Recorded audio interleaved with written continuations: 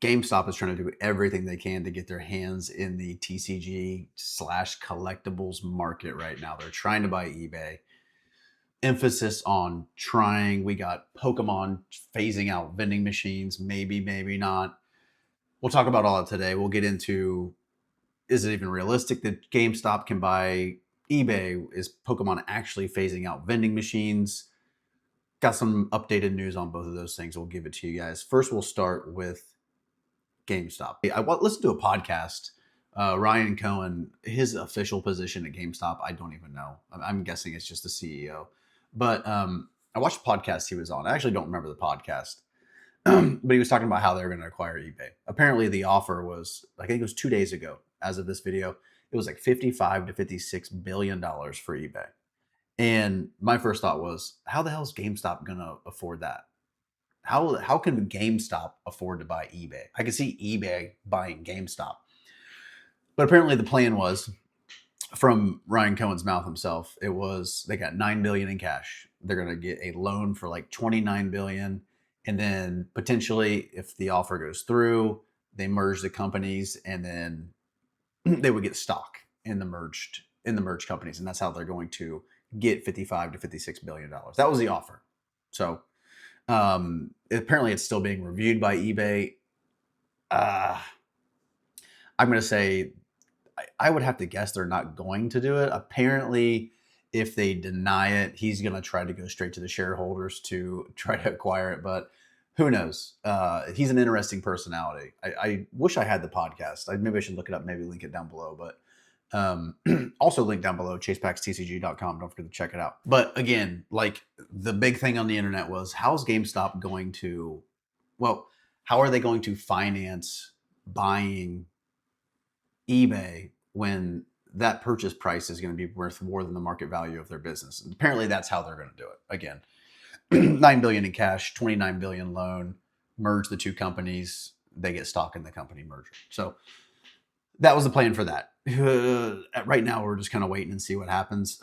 He also said in the podcast that if the deal does go through, like one of the main things he wants to focus on is live commerce. So, Whatnot, TikTok, live selling. I know eBay already does that. Apparently, he was under the impression that eBay has a lot of room to grow.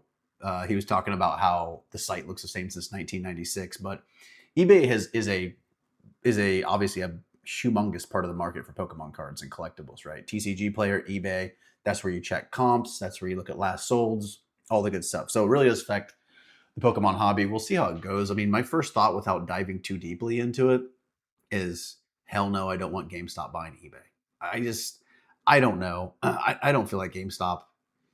I feel like they're just hanging on by a thread, and they've been doing that for like 10 years, I feel like. So we'll see how it goes. Who knows?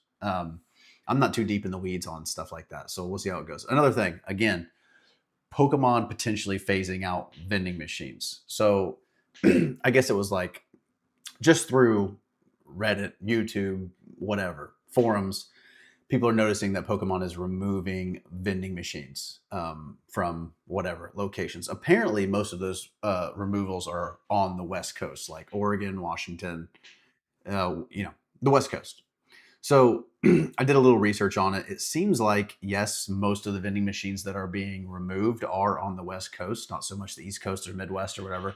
But officially, Pokemon saying it's a relocating of vending machines, not a phasing out of vending machines, which sounds right to me. I don't know why Pokemon would phase out vending machines. I mean, it's literally their product, straight from them, straight to the consumer.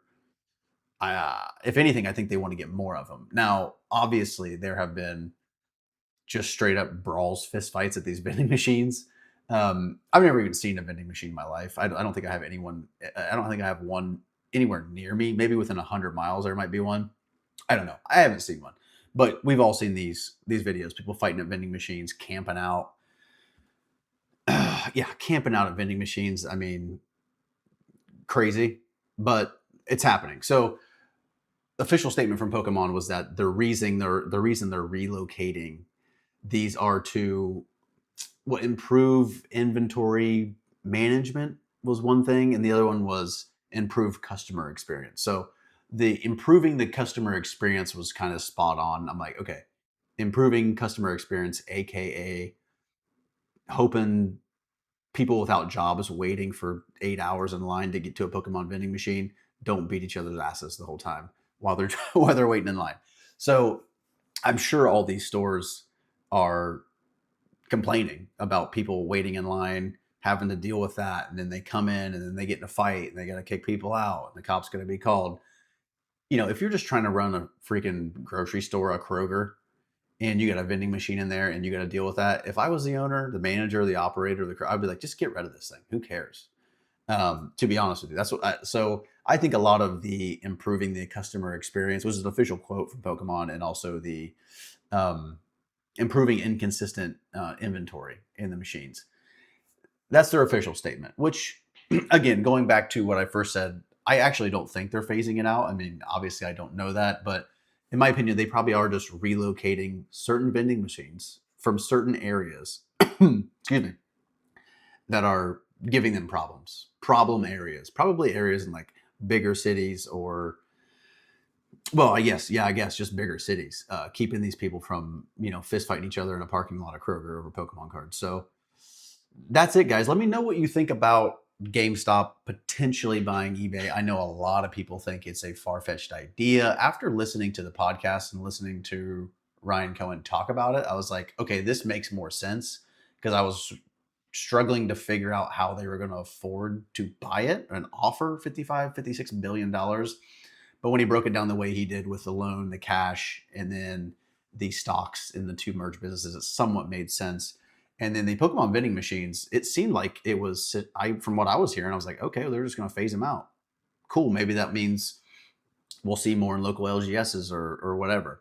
But that also seems to be kind of a little false. Seems like more of a relocating thing. But let me know down in the comments how you guys feel about, mainly how you feel about GameStop buying eBay. Link down below, ChasePacksTCG.com, if you guys want to check out the store. Got some Japanese Pokemon cards in there for you guys.